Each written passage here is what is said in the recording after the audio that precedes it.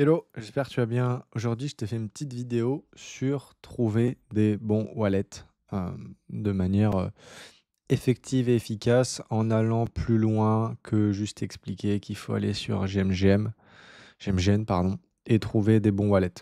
Parce que des bons wallets, enfin des wallets qui perfent, il y en a plein et tu sais pas forcément toujours ce qu'il y a derrière, dans le sens où il y a beaucoup d'automatisation, beaucoup de stratégies, beaucoup de bots, beaucoup de gens qui utilisent des pas des avantages, mais je l'expliquerai dans une prochaine vidéo, mais c'est en rapport avec le MEV et la disposition de ta transaction dans un bloc. Mais bon, on le verra dans une prochaine transaction.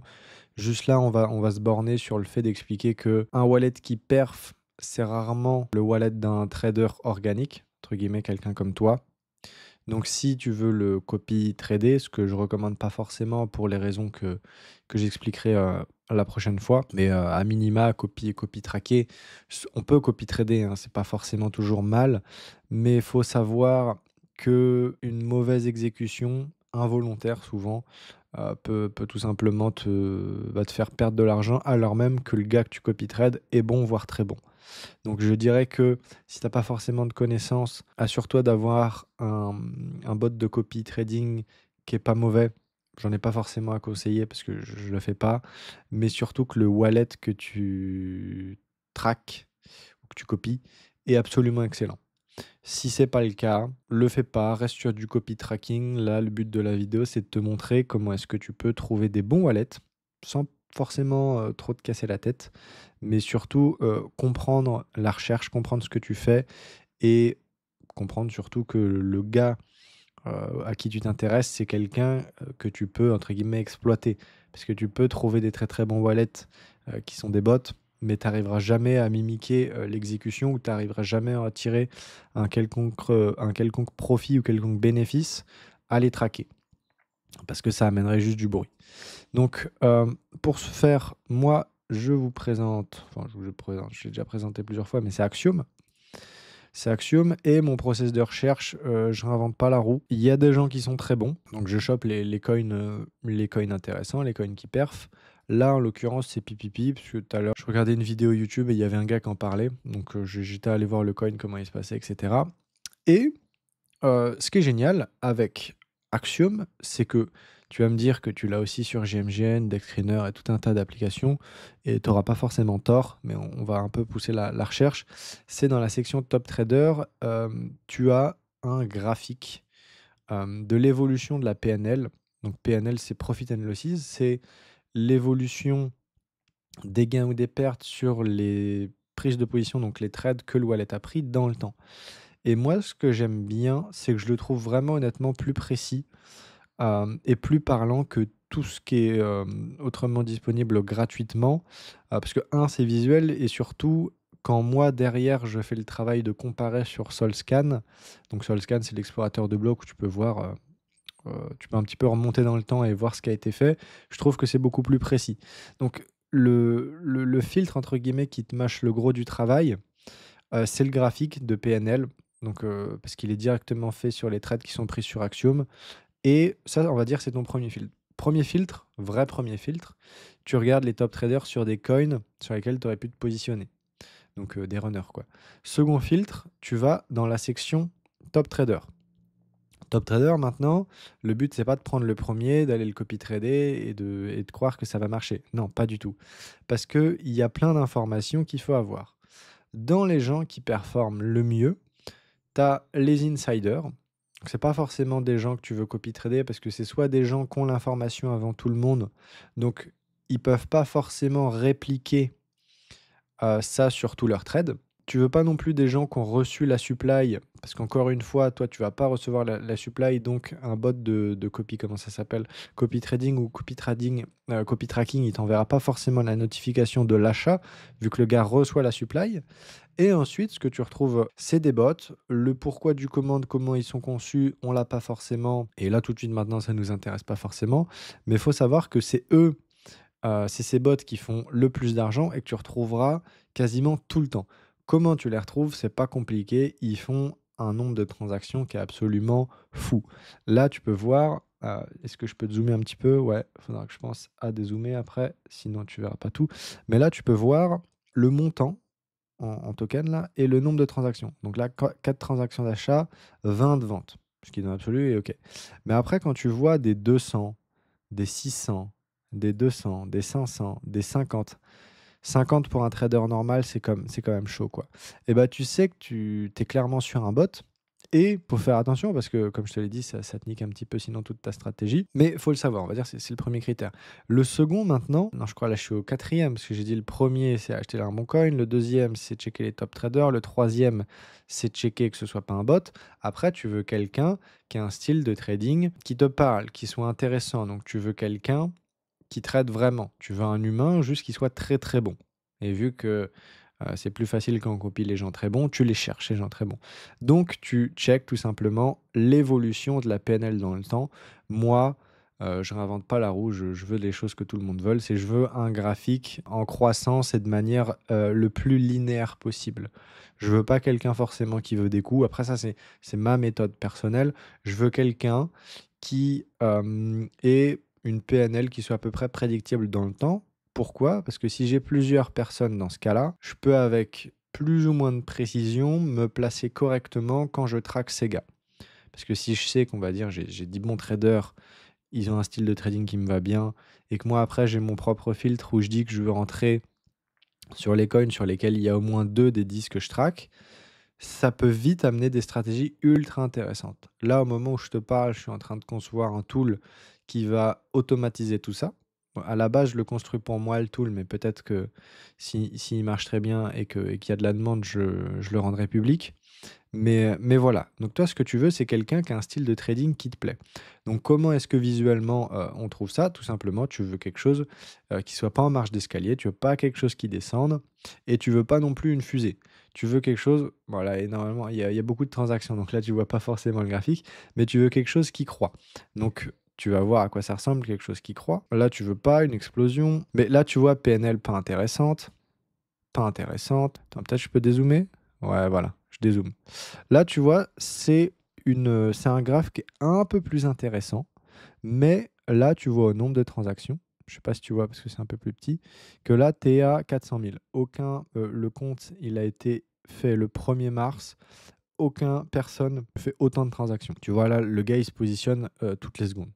Donc tu veux pas ça. Et tu vas voir que comme ça, petit à petit, là, tu peux voir peut-être en dessous, au niveau 18, j'ai écrit Good Trader PEP, PPP, parce que c'est le premier trader organique que je trouve. Là, pareil, tu vois, ah non, lui, je l'avais vu, je l'avais analysé, mais au final, il n'était pas intéressant parce qu'il s'arrêtait de trader, tout simplement. Là, on voit, on est le 16, on est le 18, ça fait 2 jours, il ne trade pas. Donc, c'est pas forcément mauvais, mais moi, j'ai vu sur ces transactions, sur Solscan, que le gars avait arrêté de trader et qu'il avait envoyé tous ses fonds à un autre wallet. Donc, je pourrais traquer cette autre wallet, mais là, c'est pas le but de la vidéo.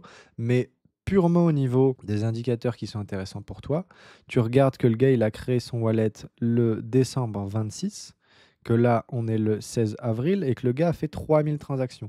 Ce qui est déjà beaucoup, beaucoup, beaucoup mieux. Là, tu peux voir que voilà, ça fait 2 jours qu'il n'a pas tradé. Mais par le passé, tu voyais qu'il prenait 1 ou 2 trades par jour. Ce qui est très bon. Donc ça, comment est-ce qu'on l'interprète? C'est quelqu'un qui cherche des coins qui valent le coup. Donc autrement dit, c'est quelqu'un qui cherche un runner. Donc lui, potentiellement, ça aurait pu être quelqu'un qui est très intéressant dans un premier temps. On pousse la recherche juste après, mais quelqu'un qui est très intéressant à aller chercher en copy tracking, parce que tout simplement, on voit que c'est un humain et on voit qu'il a un style de trading qui nous plaît bien. Mais dans les faits, comme je t'ai dit, il s'était arrêté de trader. Petit bémol, c'est que le gars, il avait reçu la supply. Là, tu vois ici, en montant acheté, il y a 0. Ça veut dire qu'il a reçu la supply.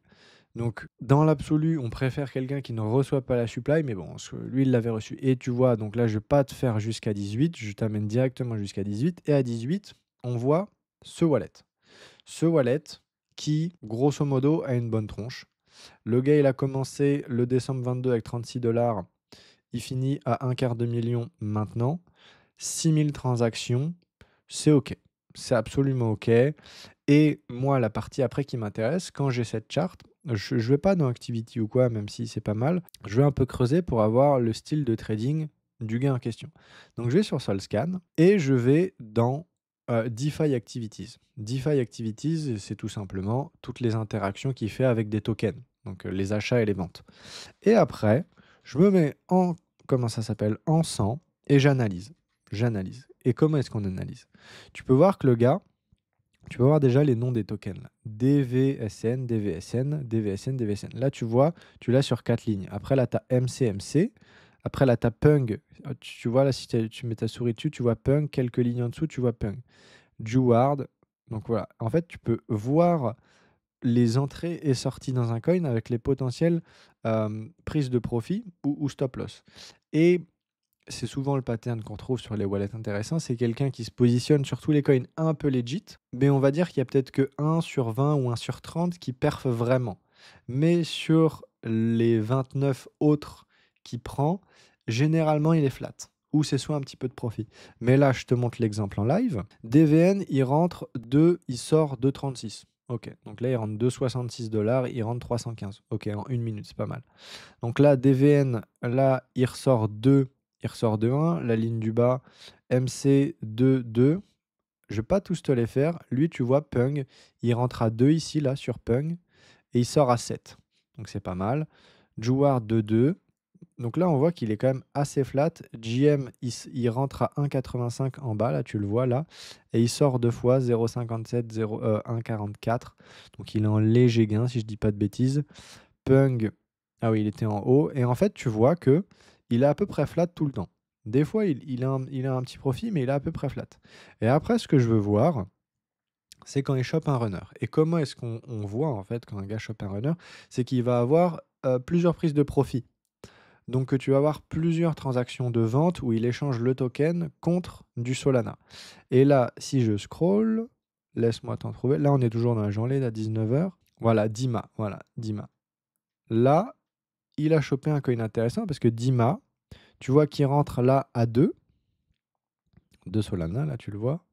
Et il sort, donc là il sort 0,5, allez on va dire 0,5, 0,5, donc 1, 1,5, 2, 2,6, 2,5, 4, 5, 5, 5, 3, 5, 5, 5, 7, 5, 5, 9, allez on va dire 6, et là 6, 8. Donc super intéressant, le gars il fait combien? Il fait x3,5. Il fait x3,5 et ça que tu peux le voir, il le fait à peu près une fois par jour. Donc il est souvent flat, si ce n'est en léger gain, sur les coins qui pensent être un runner, qui ne le sont pas forcément. Mais sur les runners, il les chope bien et c'est surtout, il a des bonnes prises de profit. Donc laisse-moi t'en retrouver. Là, tu vois, on était il y a 2 jours, hein. Je scrolle pas non plus il y a plusieurs semaines.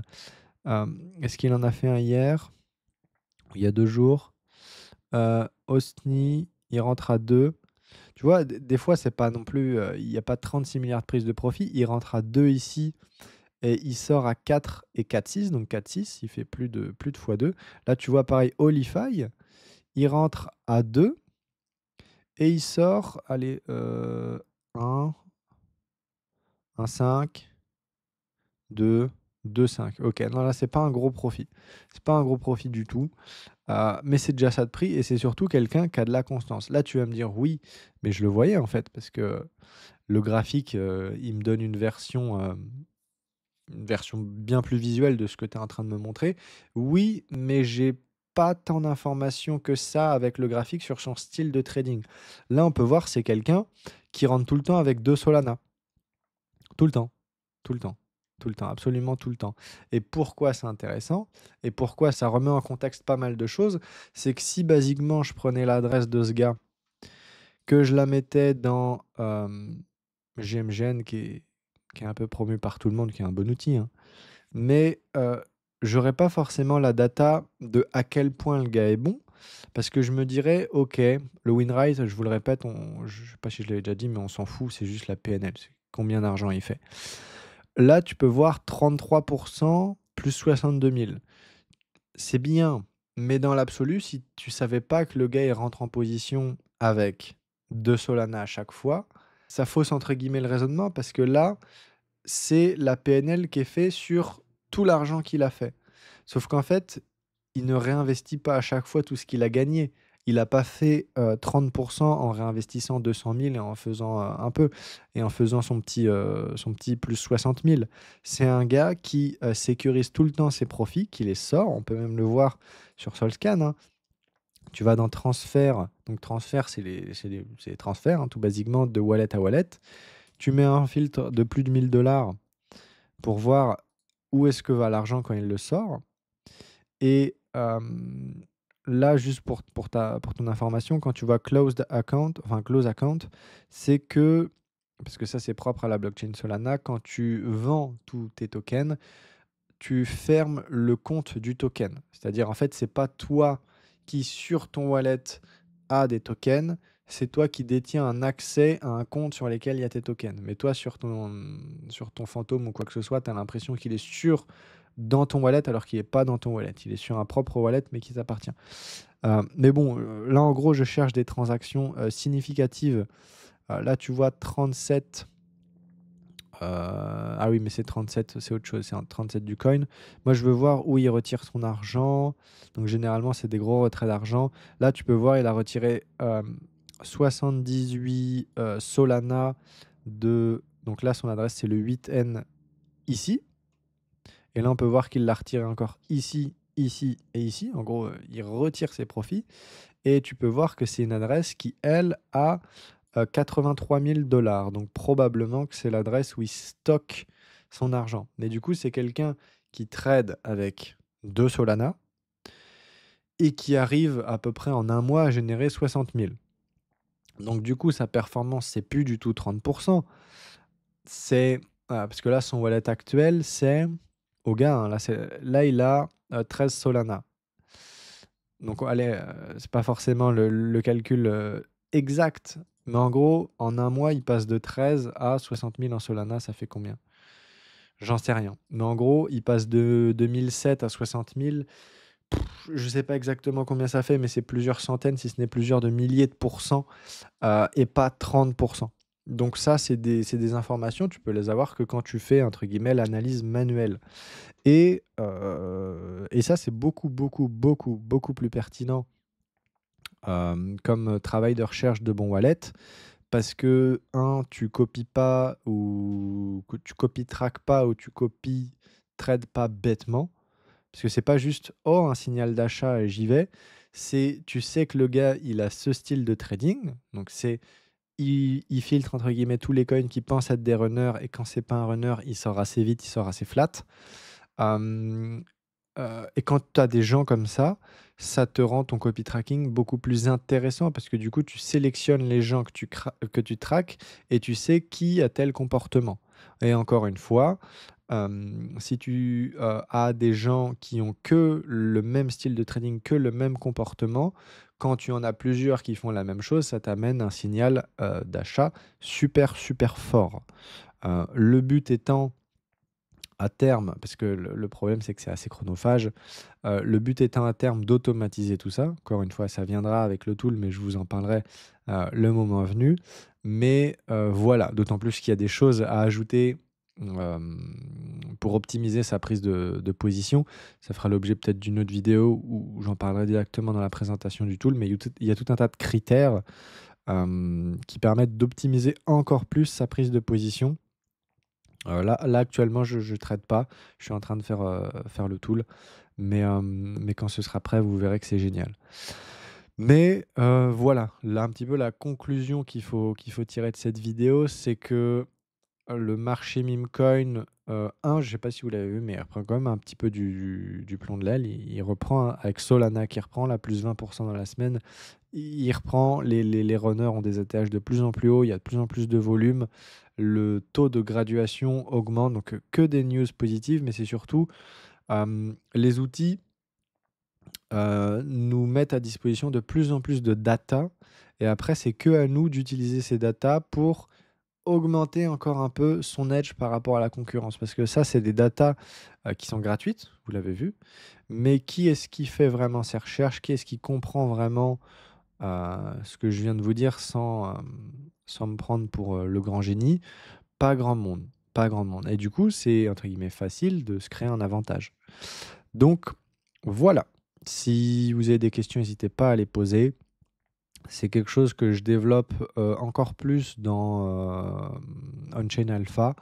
Donc c'est la masterclass et le groupe privé de traders que j'ai. Il y a le lien en description pour les intéressés ou pour les curieux. Et voilà, donc merci encore, d'être resté au bout pour ceux qui l'ont fait et puis à la prochaine. Merci.